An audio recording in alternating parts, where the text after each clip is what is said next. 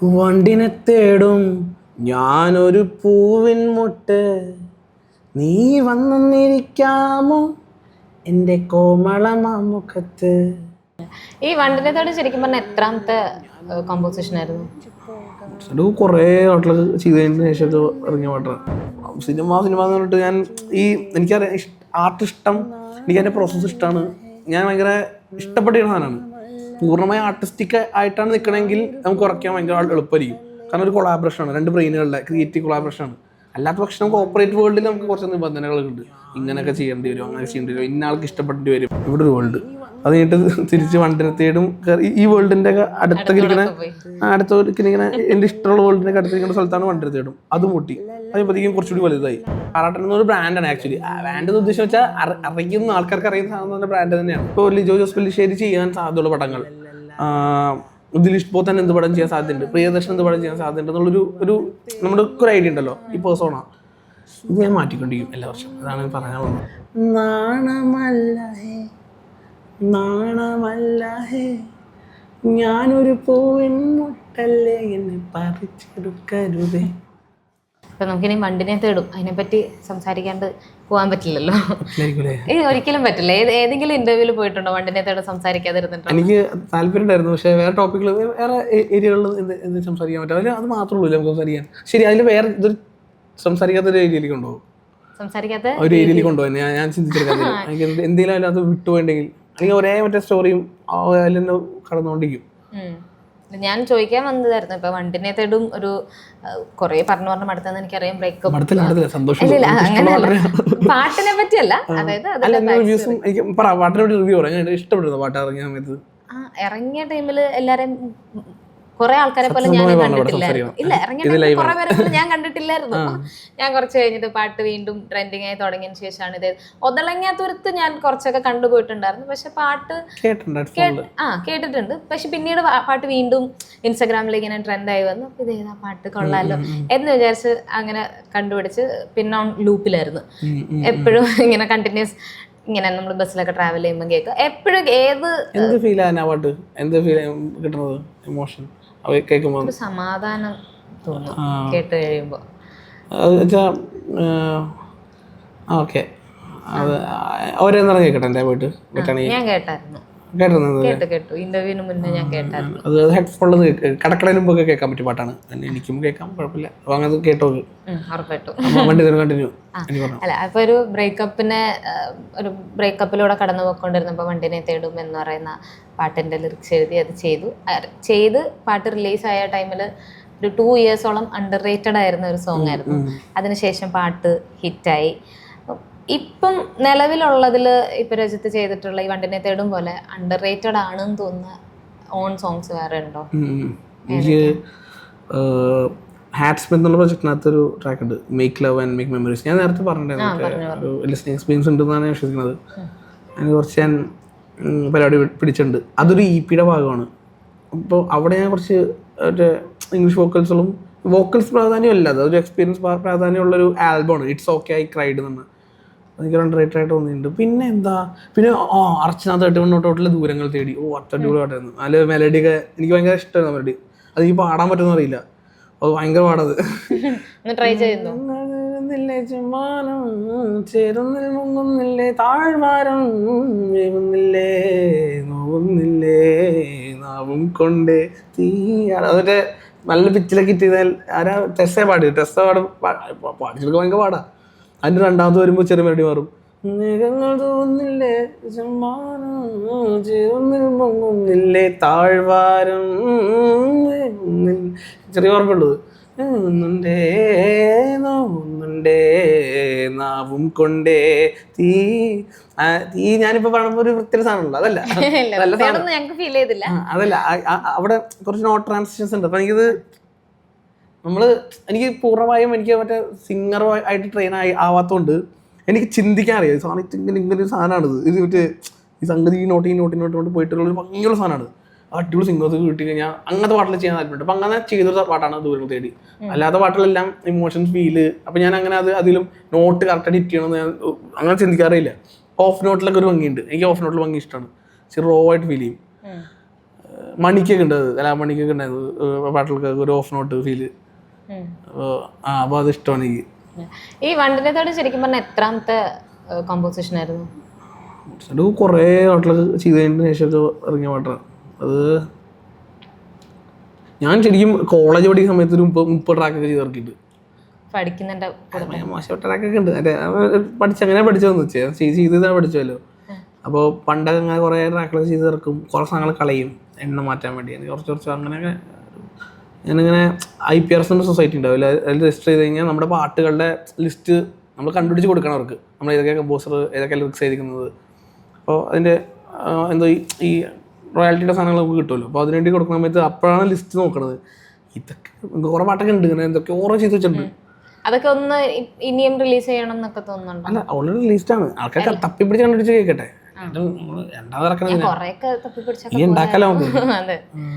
അതില് YouTube channel ഞാൻ നോക്കിയിട്ടുണ്ടായിരുന്നു. അതില് കണ്ടൊരു വീഡിയോ ആയിരുന്നു, ഫിലിം മേക്കേഴ്സ് ഡയറക്ടേഴ്സിന് മ്യൂസിക്കിനെ പറ്റിയുള്ള. അതെ അതെ, അത് കുറച്ച് ഇല്ലിട്രേറ്റ് ആണ് എന്നുള്ളത്, മ്യൂസിക്കിന്റെ കാര്യത്തിൽ അവർ ഇല്ലിട്രേറ്റ് ആണ് എന്നുള്ളത് ഇപ്പോഴും അങ്ങനെ. അതൊരു 3 years മുന്നേ മാറ്റം ചുറ്റോട് മാറിയിട്ടുണ്ട്, അവര് മാറിയിട്ടുണ്ട് എല്ലാവരും. പക്ഷെ ലിറ്ററേറ്റ് എനിക്ക് അവിടെ പറഞ്ഞാൽ എൻ്റെ ഒപ്പീനിയനിലൊരു എനിക്കൊരു ഗ്രോത്ത് എനിക്ക് ഫീൽ ചെയ്യുന്ന വെച്ചാൽ അടിച്ചേൽപ്പിക്കേണ്ടതല്ല. എനിക്ക് ഡയറക്ടേഴ്സ്, ഞാനിപ്പോൾ സിനിമയിൽ ഉണ്ടായ സമയത്തുള്ള ഫ്രസ്ട്രേഷൻ അതിൽ ചെറുതായിട്ടുണ്ടായിരുന്നു. ആ സമയത്ത് അർച്ചനയൊക്കെ ചെയ്തുകൊണ്ടിരിക്കുന്നത് കുറച്ച് പടങ്ങളൊക്കെ ഉണ്ടായിരുന്നു. ഞാൻ കന്നഡ പടത്തിലൊക്കെ ചെയ്തിട്ടുണ്ട്, ഇതൊക്കെ കുറേ പടങ്ങൾ ഇറങ്ങിയിട്ടില്ല. സിനിമ എന്ന് പറഞ്ഞിട്ട് ഞാൻ എനിക്കറിയാം ആർട്ടിഷ്ടം, എനിക്ക് എൻ്റെ പ്രോസസ്സ് ഇഷ്ടമാണ്. ഞാൻ ഭയങ്കര ഇഷ്ടപ്പെട്ടിരുന്ന സാധനമാണ്. അപ്പോൾ അതിൽ ഇപ്പം നമ്മൾ ആർട്ടിസ്റ്റ് അപ്പുറത്തുള്ള ഒരാൾ പൂർണ്ണമായി ആർട്ടിസ്റ്റിക് ആയിട്ടാണ് നിൽക്കണമെങ്കിൽ നമുക്ക് കുറയ്ക്കാൻ ഭയങ്കര എളുപ്പമായിരിക്കും. കാരണം ഒരു കൊളാബറേഷനാണ്, 2 ബ്രെയിനുകളുടെ ക്രിയേറ്റീവ് കൊളാബറേഷനാണ്. അല്ലാത്ത പക്ഷേ നമുക്ക് ഓപ്പറേറ്റ് വേൾഡിൽ നമുക്ക് കുറച്ച് നിബന്ധനകളുണ്ട്. ഇങ്ങനെയൊക്കെ ചെയ്യേണ്ടി വരും, അങ്ങനെ ചെയ്യേണ്ടി വരും, ഇന്ന ആൾക്ക് ഇഷ്ടപ്പെടേണ്ടി വരും.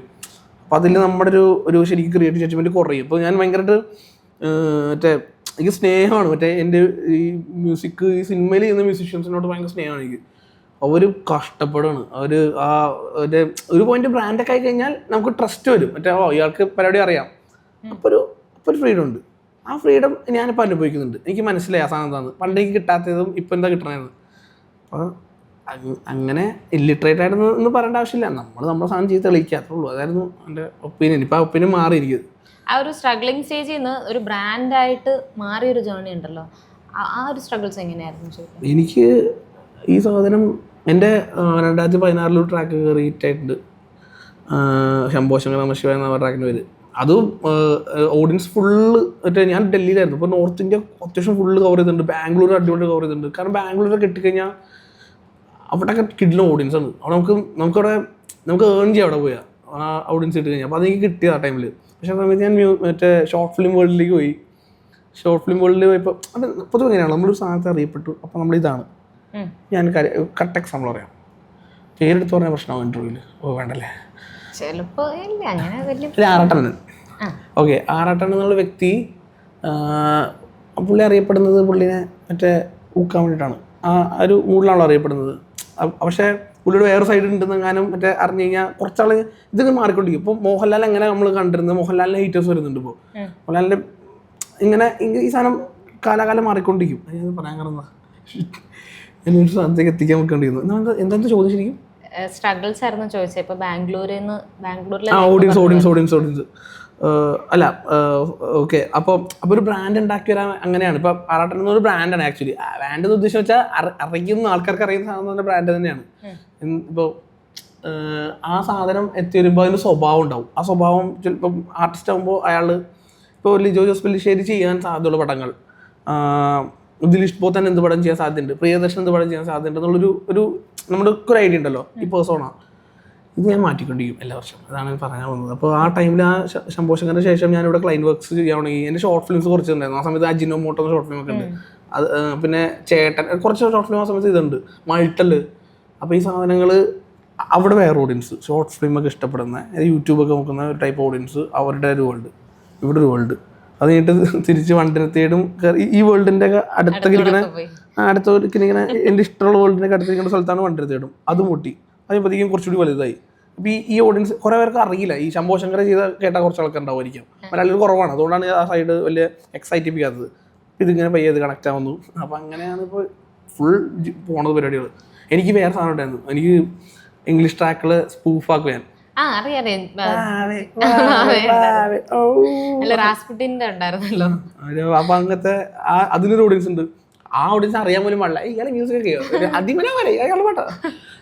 ഇപ്പൊ അതില്ലേ ആ ട്രാൻസ്ലേഷൻ പരിപാടി? ഇപ്പം എനിക്ക് ചെയ്യണമെന്നുണ്ട്. ഒരു ഞാൻ മിക്കവാറും എൻ്റെ വീണ്ടും മറ്റേ ആവേക്ക് ഒരു സ്ഥലത്ത് പോയി മറ്റേ വീണ്ടും കയറി. അപ്പൊ ഞാൻ ഈ സ്പൂഫുകളുടെ മൊത്തം മറ്റേ ആൽബങ്ങൾ വെറുതെ ഇറക്കിയിട്ടാലോ ആൾക്ക് കുറെ ചോദിക്കും സ്പോട്ടിഫൈ സാധനം ചിരിക്കണം നല്ലത്. അപ്പൊ അങ്ങനെ ഒരു സാധനം. അപ്പൊ അങ്ങനത്തെ അപരാധങ്ങൾ കുറച്ച് അതൊക്കെ ചെയ്യാറുണ്ട്. എനിക്ക് ചെയ്യാൻ ഇഷ്ടമാണ് അത്. പക്ഷെ ഇൻസ്റ്റാഗ്രാം വേൾഡിൽ ഒതുങ്ങിക്കോ, അതും ഒരു ഓഡിയൻസ്. അപ്പൊ ഇതൊക്കെ ഒന്ന് മോചിപ്പിക്കണം. അതാണ് ചെയ്തോണ്ടിരിക്കുന്നത്. ബുദ്ധിമുട്ടാണ്, സ്ട്രഗിളാണ്, വെരി ഹാർഡ്. ബ്രാൻഡ് ആയാലും സ്ട്രഗിൾ ആണല്ലേ? ബ്രാൻഡ് ആയാലല്ല, ബ്രാൻഡ് ആക്കൽ സ്ട്രഗിളാണ്. ബ്രാൻഡ് ആയി കഴിഞ്ഞിട്ട് സ്ട്രഗിൾസ് കുറവായിരിക്കും. ബ്രാൻഡ് ആയി കഴിഞ്ഞാൽ ഇത് നമ്മുടെ അടുത്ത് ഓഡിയൻസ് എക്സ്പെക്ട് ചെയ്യുന്ന ഒരു ഔട്ട്പുട്ട് കൊടുത്തില്ലെങ്കിൽ അത് കൊടുക്കാനുള്ള അതൊക്കെ ബേസിക്കല്ലേ. അതൊക്കെ ബേസിക്കല്ലേ. ഒരു ബ്രാൻഡ് ട്രൂത്ത്ഫുൾ ആയിരിക്കണം, ബ്രാൻഡ് നല്ല സാധനം കൊടുത്തോണ്ടിരിക്കണം. ഓഡിയൻസിന് എപ്പോഴും സാറ്റിസ്ഫൈ ചെയ്യാനല്ല ബ്രാൻഡിന്റെ ലക്ഷ്യം. ബ്രാൻഡ് ഫോം ചെയ്യലാണ് അതിൻ്റെ ലക്ഷ്യം. ബ്രാൻഡ് ചെയ്യപ്പെടുക ഒരു സാധനത്തിൽ, ഒരു ഭാഷയിൽ അറിയപ്പെടുക. ഈ സാധനം ഇതാണ്, ഇതെൻ്റെ കളർ ഇതാണ്. ആ ഒരു ഗെയിം പോലെ കണ്ടാൽ അത് ഓക്കെയാണ്. പക്ഷെ ഓഡിയൻസ് പെർസ്പെക്റ്റീവ് എടുത്തു കഴിഞ്ഞാൽ നമുക്ക് ഇച്ചിരി കൺഫ്യൂസിങ് ആവും. അതെടുക്കരുത്. Never do that. നമുക്ക് ഇഷ്ടമുള്ള കളറിലേക്ക് എത്താം. പിന്നെ മെയിൻ പാട്ടും കൂടെ ഒന്ന് കേട്ടാലോ? വണ്ടിനെ തേടും. ഞാൻ പാടില്ലേ? പാടിയില്ല. എൻ്റെ ആത്മാവ് പാടി ഉള്ളിൽ പാടിക്കൊണ്ടിരിക്കുകയായിരുന്നു. അയ്യോ ശാസ്ത്രീയ വേഴ്സാണ്. ലലാ ലലാ ലലാ ലലാ ലലാ ലലാ ലലാ ലലാ.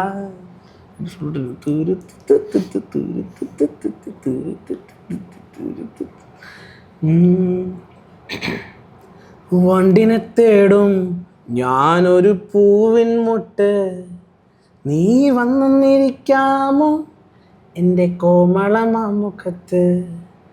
കാനനത്തേരിൽ ഞാനും നീയും ഒന്നിച്ചു പോകാൻ ആശകളുണ്ടെന്നാലും എന്തേ നാണിച്ചു നീയേ.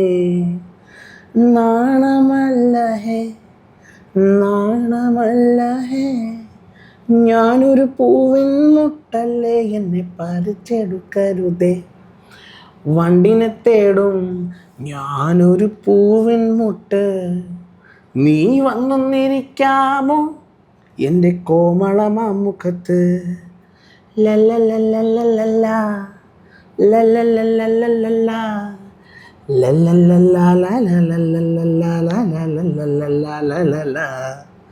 ലല്ലല്ലല്ലല്ലല്ലാ.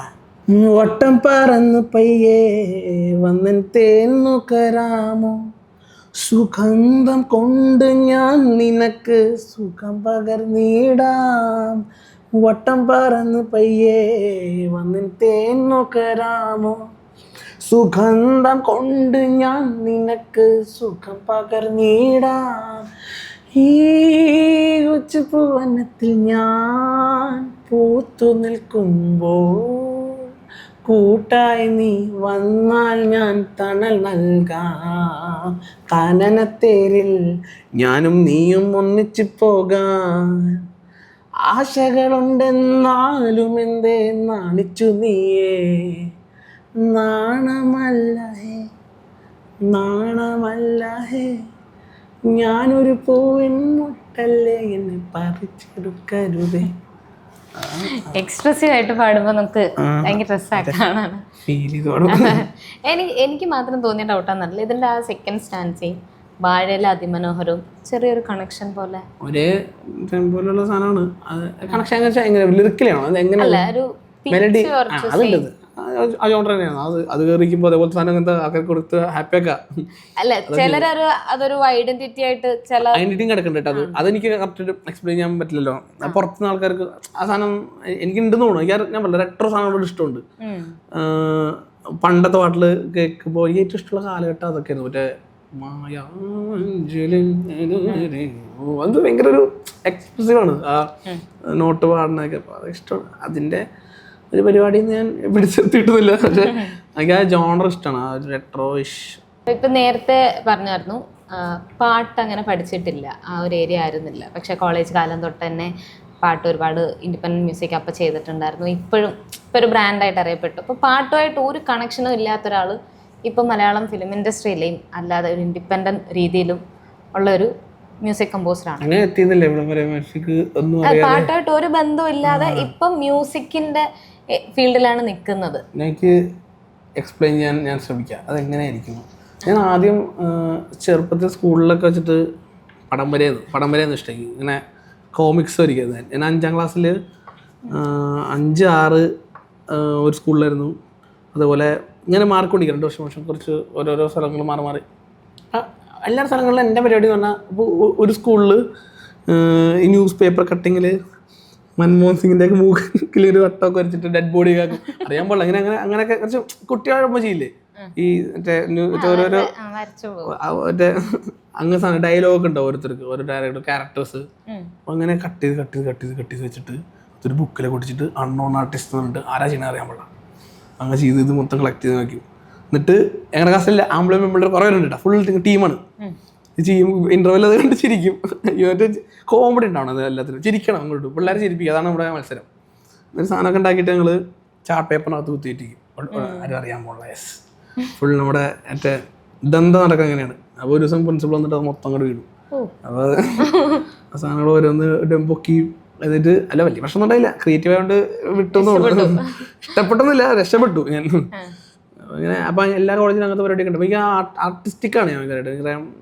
എൻ്റെ ചിന്തകളിൽ നിന്ന് രക്ഷപ്പെടാനാണോ എനിക്കറിയാൻ പറ്റില്ല. എൻ്റെ ചൈൽഡ്ഹുഡ് ട്രോമകളിൽ നിന്ന് രക്ഷപ്പെടാൻ വേണ്ടി ഞാൻ ഉപയോഗിച്ചൊരു ടൂളാണ് എനിക്ക് ആർട്ട്. അപ്പം എനിക്ക് അതെന്തിലാണെങ്കിലും എനിക്ക് ഫിലിം മേക്കിങ്ങോ താല്പര്യമുണ്ട്. എനിക്ക് എല്ലാം താല്പര്യമുണ്ട്. ഞാനിപ്പോൾ മ്യൂസിക്കിലാണ് കിടക്കുന്നത്. ചിലപ്പോൾ മ്യൂസിക്കിൽ തന്നെ ആയിരിക്കും നാളെ, ചിലപ്പോൾ മ്യൂസിക്കിൽ അല്ലായിരിക്കും നാളെ, അറിയില്ല. അല്ലെങ്കിൽ മ്യൂസിക്കും വേറെ സാധനം ചെയ്യുന്നുണ്ടാവും കൂടെ. എനിക്കങ്ങനെ എല്ലാം എക്സ്പ്ലോർ ചെയ്യാൻ താല്പര്യമുണ്ട്. അപ്പോൾ അങ്ങനത്തെ ഒരു മൈൻഡ് സെറ്റ് ഉണ്ട് എനിക്ക്. മ്യൂസിക് ഒരു സാധനം അറിയാൻ പാടില്ല. മ്യൂസിക് എനിക്ക് ഇഷ്ടം. ഞാൻ എങ്ങനെയാണെന്ന് പറയാം, എനിക്ക് മ്യൂസിക് ഇഷ്ടപ്പെട്ടു തുടങ്ങിയത് എങ്ങനെ ഞാൻ ആദ്യമായിട്ട് ചിന്തിക്കേണ്ടത് മ്യൂസിക് എനിക്ക് ഇഷ്ടപ്പെട്ടത് അച്ഛൻ മ്യൂസിക് ഇഷ്ടപ്പെടുന്ന ഒരാളാണ്. ഞാൻ ഏറ്റവും കൂടുതൽ മറ്റേ പണ്ടെന്ന് പറഞ്ഞാൽ ഇപ്പം എന്ന് പറഞ്ഞാൽ ഇപ്പോഴത്തെ ഒരു കൊച്ചിന് ഒരു 5 വയസ്സുള്ള 6 വയസ്സുള്ള മ്യൂസിക് കേൾക്കാൻ ആഗ്രഹിക്കുന്ന ഒരു പ്രായം മനുഷ്യൻ്റെ. ആ പ്രായമുള്ള ആൾക്ക് സെർച്ച് ചെയ്ത് കണ്ടുപിടിക്കാനൊക്കെ പറ്റാനുള്ളൊരു സ്വാതന്ത്ര്യമുണ്ട്, അല്ലെങ്കിൽ ഓപ്ഷൻ ഉണ്ട്. അന്ന് അതില്ല. അപ്പോൾ പാട്ട് മറ്റേ ഫോൺ അല്ല 5ാം ക്ലാസ്സൊക്കെ അല്ല 6ാം ക്ലാസ്സൊക്കെ ഫോൺ വന്നു തുടങ്ങിയിട്ടാ. അതിനുമ്പോൾ എന്താ വീട്ടുകാർ ഇപ്പോൾ റേഡിയോ ഒക്കെ ഉണ്ട്. റേഡിയോ ഇപ്പം അല്ലെങ്കിൽ അങ്ങനെയൊക്കെ അല്ലേ ഉള്ളൂ. കാസറ്റൊക്കെ തുടങ്ങി തീരാറായ ഇറയിലാണ് ഞാൻ ജനിച്ചത്. അപ്പം കാസറ്റൊക്കെ തീർന്നു. സി ഡി ഒക്കെ ആയി. സി ഡി ഒക്കെ സി ഡി നടക്കുന്നുണ്ട് തോന്നുന്നു അല്ലേ മോസർ പേരൊക്കെ. ഞാൻ 90s കിട്ടാ 90s കറക്റ്റല്ലേ ആ സമയത്ത്. അപ്പോൾ അതൊക്കെ സാധനങ്ങൾ അങ്ങനെ ആസ്വദിക്കാൻ പറ്റും. ഈ മൈക്കിൾ ജാക്സന്റെ ഫാനാണ് അച്ഛൻ. അപ്പോൾ ഇംഗ്ലീഷ് ട്രാക്കുകൾ അധികം കേട്ടിട്ടില്ല. ആദ്യം കേട്ടേക്കണത് അബ്ബ, ബോണിയം, മൈക്കിൾ ജാക്സൺ, പിന്നെ ഏതോ റാപ്പർ കൊണ്ടായിരുന്നു അന്നത്തെ ആ ഇറയിൽ സാധനങ്ങളാട്ടോ. ഡ്രെയിനൊക്കെ കേട്ടിട്ടുണ്ട്. ഡ്രെയിനൊക്കെ കേട്ട പിന്നെ ഫ്രണ്ട്സ് ഒന്നും ഓക്കെ. അപ്പം അച്ഛന് ഈ 5ാം ക്ലാസ്സിൽ ഒരു സാധനമുണ്ട്. അച്ഛൻ്റെ ഒരു വുഡൻ എന്തോ സ്പീക്കർ. എനിക്ക് കറക്റ്റ് അറിയാം എന്ത് ബ്രാൻഡാണെന്ന് എനിക്കറിയില്ല, സ്പെസിഫൈ ചെയ്യാൻ പറ്റില്ല. എനിക്ക് മെമ്മറി ഞാൻ എടുത്തോണ്ടിരിക്കുകയാണ്. അതിൽ കൂളറുണ്ട് വീട്ടിൽ. കൂളറിൻ്റെ സൗണ്ട് കേട്ടില്ലേ, ഒരു സൗണ്ട് ഉണ്ടാവും. ഒരു തണുത്ത കാറ്റ് ഫുൾ വേരിയേഷൻ ആയി. ഇടയ്ക്ക് തണുപ്പ് കൂടുതൽ തണുപ്പ് കുറവ്, അതാണ് ആംബിയൻസ്. എന്നിട്ട് അപ്പുറത്തെ റൂമിൽ ലൈറ്റൊക്കെ ഉണ്ട്. ഞാൻ ബെഡ്റൂമിലാണ്. ബെഡ്റൂമിൽ ഇങ്ങനത്തെ ഒരു സെറ്റപ്പാണ്. ആ സ്പീക്കർ ഞാനിങ്ങനെ ചെവിയുടെ ഇങ്ങനെ വയ്ക്കും. കട്ടിൽ കിടക്കും ഞാൻ. എന്നിട്ട് ഇങ്ങനെ വയ്ക്കും, ബാക്കിൽ വയ്ക്കും. എന്നിട്ട് ഇങ്ങനെ കിടക്കും. എന്നിട്ട് മൈക്കിൾ ജാക്സൻ്റെ ത്രില്ലർ ഇടും. ത്രില്ലറിനകത്ത് ആദ്യം ഇങ്ങനെ മൈക്കിൾ ജാക്സൺ ഇങ്ങനെ നടന്നു പോകും. എന്നിട്ട് ഇങ്ങനെ ഒരു ചില സൗണ്ടിൽ പിന്നെ ആ സാധനം ഇവിടെ നിൽക്കാം. ഒയ്യോ ഒരു എന്തോ ലോകത്ത് പോയ പോലെ എന്തോ ഒരു ബിനാലെ വീട്ടിലുണ്ടാക്കുക. അങ്ങനെ ചെയ്യും. അപ്പം അങ്ങനെ എനിക്ക് പാട്ടോട് ഇഷ്ടമുണ്ട്. അങ്ങനെ തുടങ്ങിയത് ഈ സാധനം ഇങ്ങനെ കണ്ടുപിടിക്കണം. അപ്പോൾ ആദ്യം 12ാം ക്ലാസ്സിലൊക്കെ ഒരു സോഫ്റ്റ്വെയർ കിട്ടിയപ്പോൾ ആദ്യത്തെ ശ്രമം ഇതായിരുന്നു. എങ്ങനെ അതിൽ നോട്ട്സ് മറ്റേ പിയാനോ റോളിന് സംഭവമുണ്ട്. അപ്പോൾ അതിനകത്ത് ഇങ്ങനെ നമുക്ക് ഒന്നിൽ വരച്ചുണ്ടാക്കാം മെലഡികളൊക്കെ. അങ്ങനെ ഇത് നല്ല രസമാണ്. പാറ്റേൺ ബേസ്ഡ് ഞാൻ തുടങ്ങി വിഷ്വലായിട്ട് തുടങ്ങിയത്. ഇങ്ങനെ ഇത് രസമുണ്ട്, ഏതൊരു ഓഫാണല്ലോ അപ്പോൾ ഈ നോട്ട് ഇവിടെ പിടിച്ച് കയറ്റാം. അങ്ങനെ ചെയ്ത് കുറച്ച് മെലഡികൾ പരിപാടി എടുത്തപ്പോൾ ആദ്യം ഞാൻ ചെയ്തത് ലെഫ്റ്റിലേക്ക് ആക്കുക, റൈറ്റിലേക്ക് ആക്കുക, കേൾക്കുക. അത് ഒരു അടിപൊളി ഫീലിംഗ് ആയിരുന്നു എനിക്ക്. അങ്ങനെ ഓരോരോ സാധനത്തിൽ ഹൈ പിടിച്ച് പിന്നെ പഠിക്കാവണം ഈ പരിപാടി. പഠിക്കാൻ കുറേ എഫേർട്ട് എടുത്തിട്ടുണ്ട്. FL Studio എന്നുള്ളൊരു സോഫ്റ്റ്വെയറിൽ നിന്ന് ലോജിക് പ്രോയിലേക്ക് മാറി, ഇനി ഏബിളിലേക്ക് മാറണം എനിക്ക്. അപ്പോൾ അങ്ങനെ കുറേ പ്രൊസസ്സുണ്ട്. ആർട്ടിസ്റ്റിക്കായിട്ട് വളർന്നത് മറ്റേ ഇമോഷണൽ സീൻസ് കിട്ടി കഴിഞ്ഞിട്ടാണ്. അത് വേറെ പ്രൊസസ്സായിരുന്നു. അത് രണ്ടും പിന്നെയാണ് ബ്ലെൻഡ് ആയത്. ഈ ട്രോമാസ് കാരണം അത് ട്രോമകളെ എഴുതി പുറത്തെത്തിക്കാൻ ഭയങ്കരമായിട്ട് ഡിപ്പെൻഡ് ചെയ്യുന്നുണ്ട് ഞാൻ എന്നെ തന്നെ. പാട്ടുകളിലൂടെ ട്രോമാസ് പുറത്തെത്തിക്കുന്നു. ട്രോമ നെഗറ്റീവ് സാധനം മാത്രമല്ല, ട്രോമ മാത്രമല്ല, ഹാപ്പിനെസ് ഉണ്ടാവും കേട്ടോ. ഹാപ്പിനെസ് ഉണ്ടാവും എന്തും വെച്ചാൽ ഈ അങ്ങനെയാണ് ഞാനിപ്പോൾ ചാനൽ ചെയ്യണത്. ഞാൻ തുടങ്ങിയത് ആ ട്രോമ എക്സ്പ്രസിങ് ആയിരുന്നു എനിക്ക്. അപ്പോൾ അങ്ങനത്തെ ഒരു സാധനം ഈ അടുത്താണ് എനിക്ക് ഡെവലപ്പ് ചെയ്തത്. അത് ട്രോമാറിനാണ് കിട്ടിയത്. മറ്റേ ബ്രേക്കപ്പ് കാരണം ആ വ്യക്തിയൊന്നുമല്ല കേട്ടോ, ആ വ്യക്തിയൊന്നുമില്ല, ആ സിറ്റുവേഷനിൽ ഞാൻ ഫീൽ ചെയ്യേണ്ട കുറേ കാര്യങ്ങളുണ്ടായിരുന്നു. അത് കറക്റ്റായിട്ട് ഫീൽ ചെയ്യാനും പറ്റി, എഴുതി പിടിപ്പിക്കാനും പറ്റി. അത് അക്യുമുലേറ്റ് ചെയ്തിട്ടുണ്ടാവും. ചെറുപ്പത്തിലും എന്തൊക്കെ കിട്ടിയിട്ടുണ്ടാവും. എല്ലാത്തിൻ്റെയൊക്കെ കൂടി കളക്ഷനാണ് നമുക്ക് പൊട്ടണത് പുറത്തോട്ട്. അപ്പോൾ അത് ഭയങ്കര ചേഞ്ച് വരുത്തിയിട്ടുണ്ട്. അപ്പോൾ അതാണ് എൻ്റെ ജേർണി. ഞാൻ ഇപ്പോൾ എക്സ്പ്ലോർ ചെയ്തുകൊണ്ടിരിക്കുകയാണ്. എന്തൊക്കെ നടക്കാൻ പോകണം എനിക്ക് എല്ലാം നോക്കുന്നതേ ഉള്ളൂ. ഈ പാട്ട് ഇറങ്ങിയതിന് ശേഷം ഈ ബ്രേക്കപ്പ് ആയ ആള് പാട്ട് കേട്ടിട്ടൊക്കെ തിരിച്ചു വന്ന് സംസാരിച്ചിട്ടുണ്ട്? ഇല്ല അല്ല ഒരു സാധനം ഉണ്ടായി ഈ അടുത്ത്. ഞാൻ ബ്ലോക്ക് ചെയ്തേക്കായിരുന്നു. ഞാൻ അങ്ങോട്ട് ബ്ലോക്ക് ചെയ്തിട്ടുണ്ട്. പുള്ളിക്കാരി ബ്ലോക്ക് ചെയ്തിട്ടുണ്ടോ എനിക്കറിയില്ല. അപ്പോൾ നോക്കില്ലല്ലോ നമ്മൾ. അപ്പോൾ ഒരു ട്രെൻഡ് ഉണ്ടായിരുന്നു അതിമനോഹരത്തിന്. മറ്റേ കോളേജിലും സ്കൂളിലൊക്കെ പിള്ളേരെങ്ങനെ ചോദിക്കും, ക്ലാസ്സിൽ ആരുടെ ശരിയായിട്ട് നല്ലത്, ക്ലാസ്സിൽ ആരുടെ ശരിയായിട്ട് നല്ലത് എന്നിട്ട് എല്ലാവരും ചോദിക്കും. അപ്പോൾ എല്ലാവരും അമ്മല് അമ്മല് അമ്മല് അമ്മല് എന്നിട്ട് എല്ലാവരും പറഞ്ഞിട്ട് ലാസ്റ്റ് അമലും കാണിക്കും. അപ്പോൾ നീ വേഗം ആ ട്രാക്ക് പോകണ്ടോ. അപ്പോൾ അതൊരു ട്രെൻഡ് പോലെ എടുത്തുണ്ടായിരുന്നു. അത് കുറേ ആൾക്കാർ ചെയ്തിട്ടുണ്ടായിരുന്നു. അതിനകത്ത് ഏതൊരു സാധനത്തിനകത്ത് അടിയിൽ ഇവളുടെ കമൻറ്റ് ഇങ്ങനെ ഉണ്ടായിരുന്നു. അവൾക്ക് അറിഞ്ഞിട്ടാണോ അറിയാത്തതാണോ അറിയില്ല. അതിനെ അക്നോളജ് ചെയ്തിട്ട് എൻ്റെ കൂടെ അതിൻ്റെ ഒരു ഹ്യൂമറിൻ്റെ കൂടെ ഒക്കെ പിടിച്ച് ഒത്തിരി പേര് പറഞ്ഞില്ല അറിയാതെ പോലും ഇല്ലല്ലോ. ഓക്കെ ഇല്ല തിരിച്ചു വന്നിട്ടൊന്നുമില്ല. തിരിച്ചു വരണോ വേണമെന്നില്ല. നമ്മൾ വിട്ടിട്ട ആളെ നമുക്ക് വേണ്ടാത്ത ആളല്ലേ അത്. വേണ്ടാത്ത വീണ്ടും വേണമെന്ന് ആഗ്രഹിക്കുന്നത് തെറ്റല്ലേ. നമ്മുടെ ഹ്യൂമൻ ഇമോഷൻസ് നമുക്ക് ഫൈറ്റ് ചെയ്യണം. അത് വ്യക്തിയോടല്ല, അത് നമുക്കൊരു ചിന്തയോടെ ഇഷ്ടം വന്നത്. അതാണ് ആദ്യം മനസ്സിലാക്കേണ്ടത്. ഓക്കെ, അത് എനിക്ക് മനസ്സിലായ സംഭവമാണ്. വ്യക്തിയോടല്ല, ചിന്തയോടെ. ഒരാളുടെ ചിന്ത ഇയാൾ ഇങ്ങനെ ആയിരിക്കും എന്നുള്ള ട്രസ്റ്റ് ചിന്തയാണ് ശരിക്കും പറഞ്ഞാൽ. മനുഷ്യൻ മാറിക്കൊണ്ടിരിക്കും. അത് ഇന്നോവേറ്റബിളാണ്. ചിന്തകളോട് നമുക്കിഷ്ടം. അപ്പോൾ പെയിൻ നമ്മുടെ ഉള്ളിൽ നമുക്ക് ഉണ്ടാക്കണതാണ്. നമുക്കതിന് അതിജീവിക്കാൻ പറ്റും.